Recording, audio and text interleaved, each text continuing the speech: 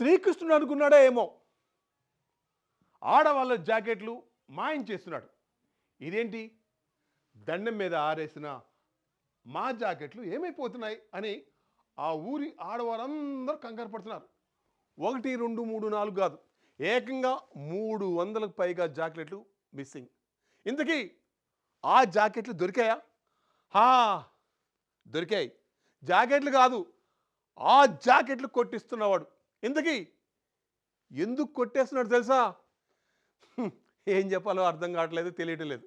But ఒకటి మాత్రం నిజం, అది వాడి బలహీనతట.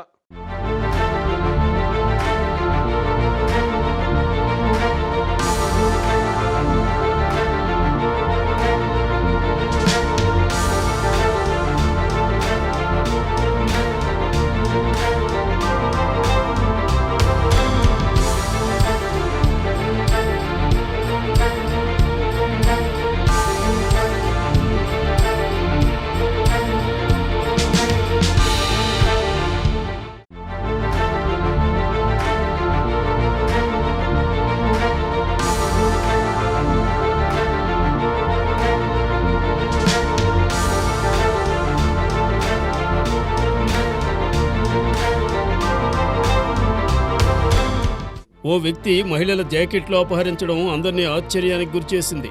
ఆ వింత దొంగని పోలీసులు పట్టుకున్నారు. అసలు ఎందుకిలా జాకెట్లు దొంగతనం చేశావని పోలీసులు ప్రశ్నించగా అది తన బలహీనతంటూ కాళ్లపై పడ్డాడు.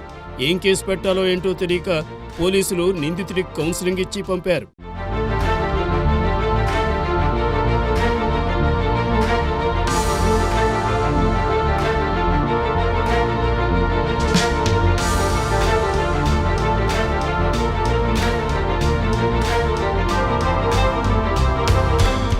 దొంగతనం 66 కళల్లో ఒకటి. శ్రీకృష్ణుడు సైతం గోపికల వస్త్రాలు అపహరించేవాడు. గోపికలతో ఆడుతూ వారిని ఆట పట్టించేవారట.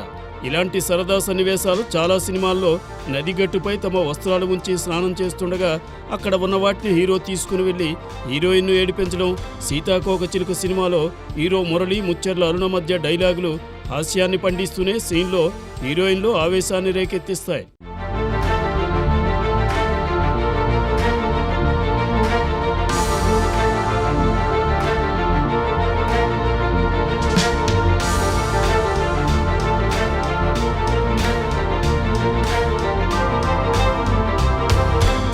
ఇలాంటి ఘటనలు చూశాడో విన్నాడో లేదా పురాణ పురుషుల స్ఫూర్తితోనో హీరోలు విలన్ల ప్రభావంతోనో ఓ వ్యక్తి మహిళల జాకెట్లు అపహరించడం మొదలుపెట్టాడు.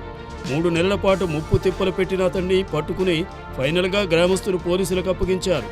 ఏంట్రా ఈ పని, బుద్ధి లేదా అని సదరు నిందితుడిని కాకీలు అదిలిస్తే అది తన బలహీనతంటూ కాళ్లపై పడ్డాడు.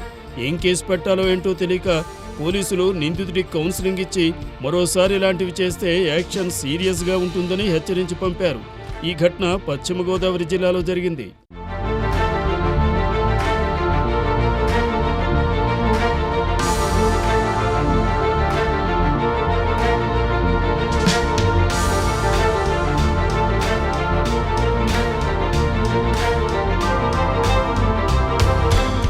పశ్చిమ గోదావరి జిల్లా తీర ప్రాంతంలో జరిగిన ఈ ఘటన తీవ్ర కలకలం రేపింది.